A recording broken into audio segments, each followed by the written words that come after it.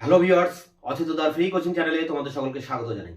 আজকের এই ভিডিওটিতে তোমরা যারা কলকাতা বিশ্ববিদ্যালয় সহ রাজ্যের বিভিন্ন বিশ্ববিদ্যালয়ে বিএ ইতিহাস অনার্সে বা পাশে ফার্স্ট সেমিস্টারে পড়ছো, তোমাদের যে সিসি ওয়ান পেপারটি আছে বা এমডিসি ওয়ান পেপারটি আছে, প্রাচীন ভারতের ইতিহাস, এই পেপারটির একটি গুরুত্বপূর্ণ ইম্পর্টেন্ট প্রশ্ন চিত্রিত ধূসর মৃৎপাত্র।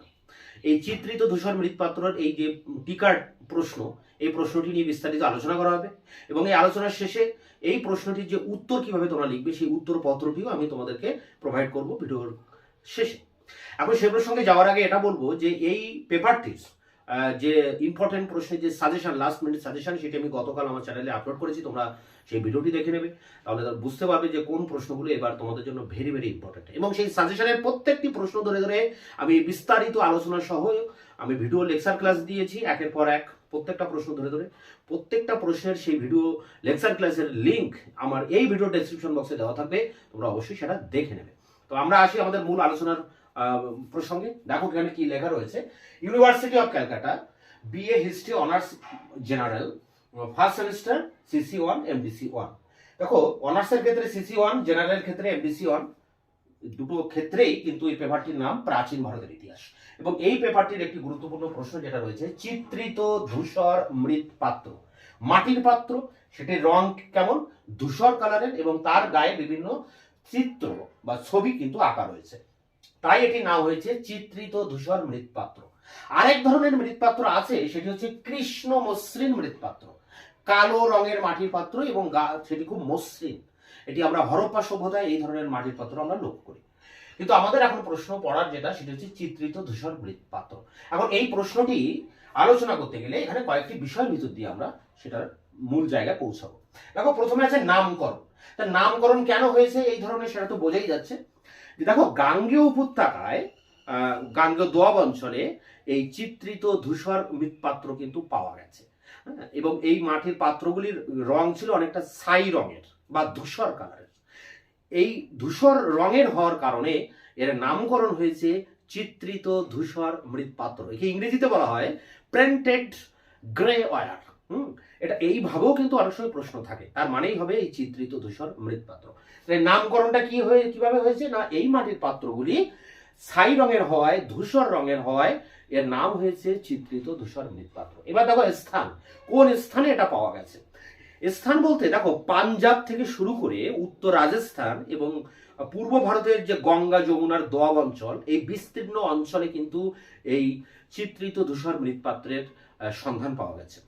এবং দেখা গেছে যে আরো বিশেষ করে কয়েকটি জায়গা, যেসব জায়গা উল্লেখযোগ্য, যেসব জায়গায় মাটি খনন করার ফলে বা খনন কার্যের ফলে প্রত্নতাত্ত্বিকরা এই ধরনের মাটির পাত্র পেয়েছেন, এই টাইপের অনেকগুলি জায়গা কিন্তু উল্লেখযোগ্য। যেমন অত্রঞ্জি খেড়া, যেমন ওহিত ছত্র, ইন্দ্রপ্রস্থ, আলমগীরপুর, পানিপথ, দোয়াব, পাঞ্জাবের রূপার, নোহ, যোধপুর, এরকম বিভিন্ন জায়গায় কিন্তু এই চিত্রিত ধূসর মৃৎপাত্র পাওয়া গেছে।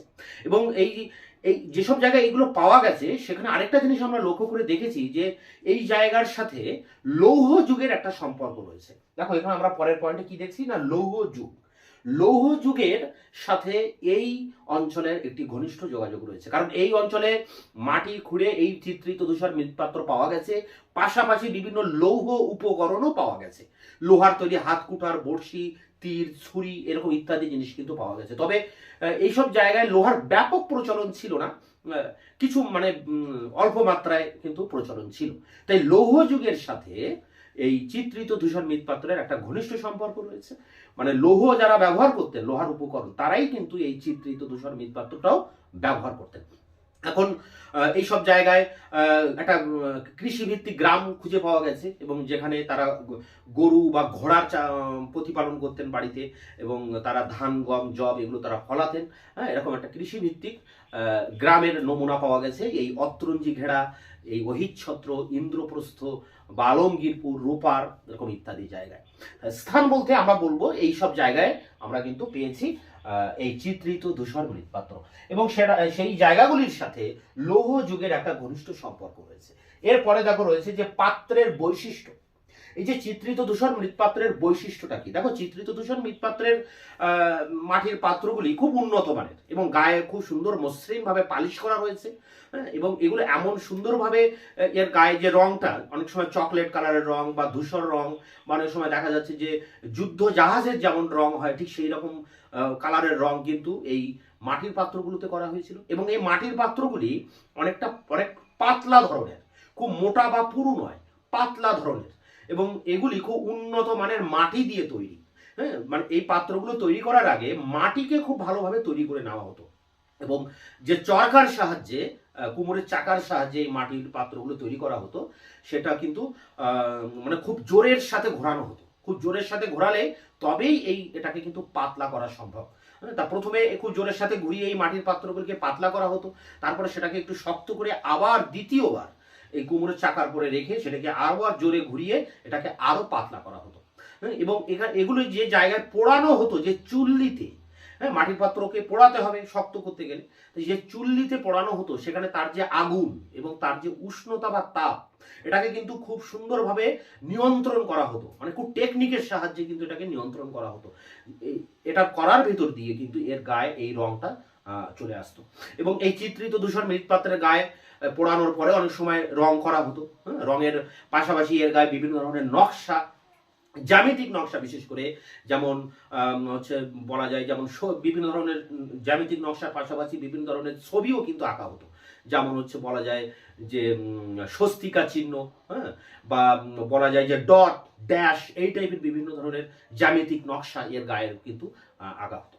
তাই এই চিত্রিত ধূসর মৃৎপাত্রটা তৈরি করার একটা বিশেষ টেকনিক ছিল, বিশেষ কৌশলের ভিতর দিয়ে এটাকে তৈরি করা হতো, এবং মাটির পাত্রগুলো খুব মসৃণ ছিল এবং হালকা ছিল।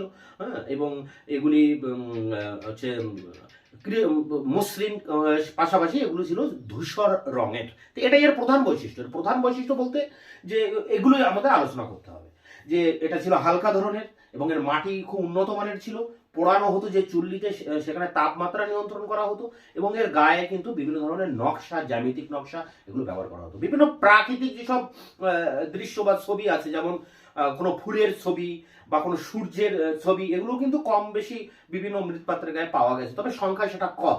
প্রাকৃতিক দৃশ্যের ছবি বা প্রাকৃতিক ফুল ফলের ছবি কিন্তু থাকলেও সেটা সংখ্যায় ছিল কম। মূলত ছিল এখানে জ্যামিতিক নকশা, এবং বিভিন্ন ধরনের যেসব পাত্রগুলো তৈরি করা হতো, হ্যাঁ, বিশেষ করে খোলা মুখ পাত্রগুলো কিন্তু বেশি তৈরি করা হতো। হ্যাঁ, খোলা মুখ পাত্র বা অনেক সময় থালা বা ডিশ জাতীয় জিনিসগুলো তৈরি করা হতো। এগুলো ধনীরা ব্যবহার করতেন। অনেক সময় যারা কৃষিজীবী মানুষ, তারা শস্য মজুত করা রাখার জন্য আবার এই ধরনের কিছু পাত্র কিন্তু ব্যবহার করতেন। তা এই পাত্রের যে নিজস্ব বৈশিষ্ট্যগুলো রয়েছে সেটা নিয়ে কিন্তু এখানে আলোচনা করতে হবে। এরপরে দেখো যেটা রয়েছে সেটি হচ্ছে গুরুত্বপূর্ণ স্থান। স্থান আমরা আগে দেখেছি যে একটা বিস্তীর্ণ অঞ্চলে, রাজস্থান, পাঞ্জাব এবং পূর্ব ভারতের গঙ্গা, যমুনা, দোয়াব অঞ্চলে, এই যে বিস্তীর্ণ অঞ্চলে কিন্তু এর এগুলো পাওয়া গেছে।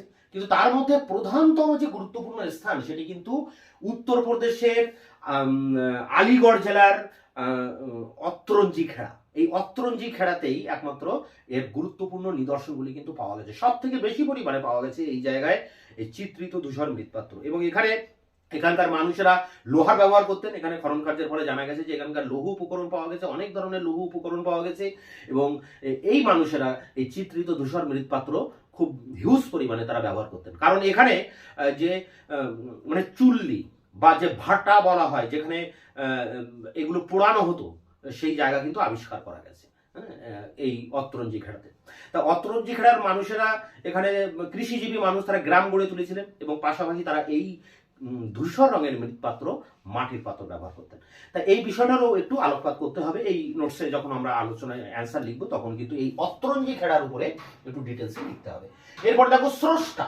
স্রষ্টা মানে সৃষ্টিকর্তা। কারা সৃষ্টি করেছে এই চিত্রিত ধূসর মৃৎপাত্র, কারা তৈরি করতেন, এটা নিয়ে একটা স্বাভাবিকভাবে কৌতূহল তৈরি হয়। অনেক ঐতিহাসিকরা বলছেন যে এই যে সংস্কৃতি, চিত্রিত ধূসর মৃৎপাত্রের যে সংস্কৃতি, এই সংস্কৃতির স্রষ্টা হচ্ছেন আর্যরা। তো এই ধরনের যেসব ঐতিহাসিকরা আছেন যারা এই সব বলছেন যে আর্যরাই এটা তৈরি করেছিলেন, তা তাদের মধ্যে প্রথম ছিলেন কিন্তু রমিলা থাপার। রমিলা থাপার বলছেন যে আর্য, এই যেসব জায়গায় এই চিত্রিত ধূসর মৃৎপাত্র পাওয়া গেছে সেই সব জায়গাগুলো কিন্তু সব আর্য সভ্যতারই একটা অংশ। অবশ্য বিবি লাল এর আগেও বলেছেন একটা কথা, তিনি বলছেন যে পাণ্ডবরা, মহাভারতের যারা পাণ্ডব, সেই পাণ্ডবরাই ছিলেন এই চিত্রিত ধূসর মৃৎপাত্রের স্রষ্টা।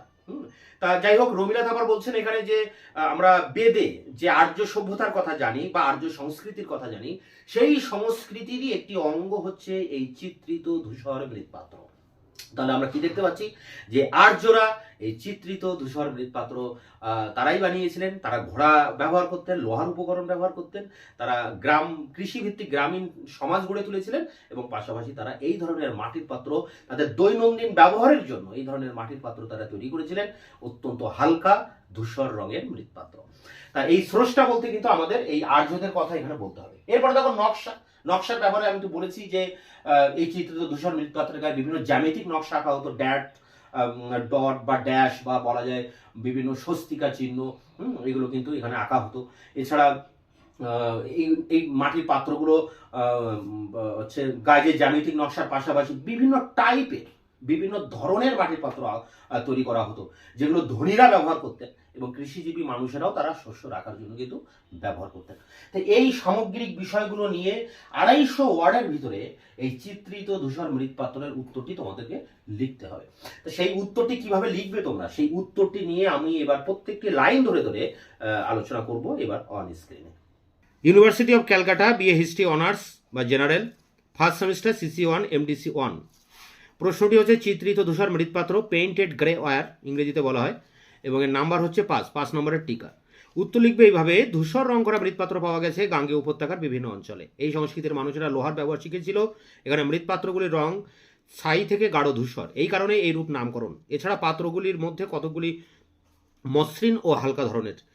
এই বিশেষ সংস্কৃতি পাঞ্জাব থেকে একদিকে উত্তর রাজস্থান এবং অপরদিকে গঙ্গা যমুনা দোয়াব অঞ্চল পর্যন্ত বিস্তৃত ছিল। পাঞ্জাবের রোপার এবং দোয়াব অঞ্চল, পানিপথ, সোনাপথ, বাগপথ, ইন্দ্রপ্রস্থ, ঐচ্ছত্র, অস্তিনাপুর, আলমগীরপুর, অত্রঞ্জি খেড়া, বৈরাট, যোধপুর, নোহ প্রভৃতি অঞ্চলে পেন্টেড গ্রে ওয়্যার বা চিত্রিত ধূসর মৃৎপাত্র সংস্কৃতির পরিচয় মেলে, যার সঙ্গে লৌহযুগ সম্পর্কিত। এখানে প্রাপ্ত লৌহজাত সামগ্রীগুলি হলো কুঠার, তীর, ব্লেড ও ছুরি। সুতরাং নিশ্চিতভাবে বলা যায় যে চিত্রিত ধূসর মৃৎপাত্র সংস্কৃতির মানুষ লোহার ব্যবহার জানতেন। তবে একথা ঠিক যে এই পর্বে লোহার ব্যবহার ব্যাপক ছিল না। এখানে আরও উল্লেখ করা যায় যে ধূসর রং করা মৃৎপাত্রের অঞ্চলগুলিতে কৃষিজীবী মানুষ বসবাস করতেন। তারা গবাদি পশু ও ঘোড়া পালন করতেন। ফসলের মধ্যে ধান ও জবই ছিল প্রধান। সাধারণভাবে তামার ব্যবহারও এরা জানতেন। তো এই ছিল ফার্স্ট প্যারা। এরপরে দেখো সেকেন্ড প্যারা কি বলা হচ্ছে: মৃৎপাত্রের অন্য উল্লেখযোগ্য স্তর হলো চিত্রিত ধূসর মৃৎপাত্র। এই পাত্র সুন্দর, মসৃণ এবং রঙের ব্যবহার যথোপযুক্ত। গড়ন অনেকটা খালি পাতলা, রঙের মধ্যে হেরফের আছে, কোনোটা রূপোর রঙের কাছাকাছি, কোনোটা যুদ্ধজাহাজের রঙে তৈরি। এই পাত্রগুলি নির্মাণ করা হয় মাটি সুন্দর করে তৈরি করে। এগুলির উপরে নকশা রয়েছে, বেশিরভাগ সরল জ্যামিতিক। এগুলি কালো রং দিয়ে চিত্রিত করা হতো। এর রং এবং পাত্রের গড়ন থেকে অনুমান করা হয় পোড়ানোর পদ্ধতি ছিল উন্নত মানের। পোড়ানোর চুল্লিতে আগুন ও উষ্ণতা নিয়ন্ত্রণ করা হতো উচ্চ স্তরে। পাত্রগুলি পোড়ানোর সময় ধূসর হয়ে যেত মাটির অক্সাইড উৎপাদনের জন্য। দ্রুত চাকা ঘুরিয়ে এগুলি খুব পাতলা করে তৈরি করা হতো। একটু শক্ত হলে এগুলিকে আবার দ্বিতীয়বার চাকায় ঘোরানো হতো। এ সময় এগুলিকে মসৃণ ও সুন্দর করে গড়ে তোলা হতো। কোনো বিশেষ দ্রব্য দিয়ে এগুলিকে মসৃণ করে তোলা হতো। ধূসর চিত্রিত পাত্রের ভেতরটা অনেকটা লালচে, স্থানীয় মাটির জন্য তা হতে পারে। পরের প্যারায় দেখো: চিত্রিত ধূসর মৃৎপাত্র সংস্কৃতির সব থেকে গুরুত্বপূর্ণ কেন্দ্র হলো উত্তরপ্রদেশের আলিগড় জেলার অত্রঞ্জি খেড়া। এখানে তৃতীয় পর্যায়ে অর্থাৎ চিত্রিত ধূসর মৃৎপাত্র পর্যায়ে অবশ্য ব্যাপক ব্যবহারের প্রমাণ মেলে। এখানে লৌহ সামগ্রীর মধ্যে উল্লেখযোগ্য হলো কুঠার, তীর, বল্লম, সাঁড়াশি, ছোরা, বড়শি ও লোহার বালা। সবচেয়ে তাৎপর্যপূর্ণ বিষয় হলো বসতির ভিতরে কামারের ভাটা বা কামার, লৌহকার, এদের কাজের জায়গার সন্ধান মিলেছে। বাড়িঘর মাটির, কৃষিজীবী মানুষের বসবাসের লক্ষ্য করার মতো। গবাদি পশুর প্রমাণ মেলে। পোড়ামাটির মূর্তি তৈরিরও নমুনা পাওয়া যায়। সব কিছু মিলিয়ে এখানে গ্রাম গড়ে ওঠার স্পষ্ট প্রমাণ মেলে। এখন স্বাভাবিকভাবেই কৌতূহল জাগবে এই সংস্কৃতির স্রষ্টা প্রসঙ্গে। এক শ্রেণীর ঐতিহাসিক এই সংস্কৃতির ধারক ও বাহকদের আর্য বলে শনাক্ত করেছেন। এদের মধ্যে অন্যতম রমিলা থাপার। তিনি মন্তব্য করেছেন যে চিত্রিত ধূসর মৃৎপাত্র সংস্কৃতির অঞ্চলগুলি খুব সম্ভবত আর্য সভ্যতারই অংশ। তিনি বলেছেন মানে রমিলা থাপার। এই রমিলা থাপারের তলায় কিন্তু আন্ডারলাইন করবে। এই অঞ্চলগুলি থেকে প্রাপ্ত সাক্ষ্য প্রমাণের সঙ্গে বেদে আর্য সভ্যতা ও সংস্কৃতির যে বর্ণনা আছে তার যথেষ্ট মিল রয়েছে। তারা অনেক কাল আগে বিবি লাল মন্তব্য করেছেন এখানে তার হবে, তার অনেক কাল আগে বিবি লাল মন্তব্য করেছেন যে আর্যরা বিশেষত পাণ্ডবরা ধূসর মৃৎপাত্র সংস্কৃতির স্রষ্টা। তিনি আরও বলেছেন যে মহাভারতে যে সমস্ত প্রধান প্রধান শহরের উল্লেখ আছে প্রত্নতাত্ত্বিক খনন কার্যের ফলে সেই সমস্ত শহরগুলি থেকেই চিত্রিত ধূসর মৃৎপাত্রের সন্ধান পাওয়া গেছে। এবং শেষ প্যারায় দেখো এইসব পাত্রের উপর সরল জ্যামিতিক নকশা আঁকা হতো। এই নকশায় কালো অথবা চকলেট ব্রাউন রঙের অনেকগুলি রেখা টানা হতো, বৃত্ত, স্বস্তিকা, ডট, ড্যাশ সবই থাকতো। প্রাকৃতিক নকশা যেমন ফুল বা সূর্য খুব কম পাত্রে পাওয়া যায়। কোনো কোনো স্থানে যেমন রাজস্থানের পাত্রের উপর সিল মারা বা খোদাই করার চিহ্ন পাওয়া যেত। ধূসর চিত্রিত পাত্রের আকারে বিশেষ পরিবর্তন ঘটেনি, খোলা পাত্র বা ডিশ বেশি বানানো হতো। এই ধরনের পাত্রগুলি ছিল বেশ উন্নত মানের, ধনীরা এগুলি ব্যবহার করত। এই পর্যায়ের যত মৃৎপাত্র পাওয়া গেছে তাদের 3 থেকে 10% হলো ধূসর চিত্রিত পাত্র। অন্যগুলি হলো গেরুয়া পাত্র, লাল পাত্র বা শুধু কালো পাত্র। জনগণ ধূসর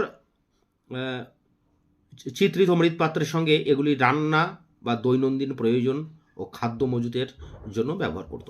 তো এই ছিল চিত্রিত ধূসর মৃৎপাত্র। এই নোটসটি তোমরা কালেক্ট করে এটা পরীক্ষার জন্য প্রিপেয়ার হবে। এটি কিন্তু পরীক্ষার জন্য ভেরি ভেরি ইম্পর্টেন্ট একটি প্রশ্ন।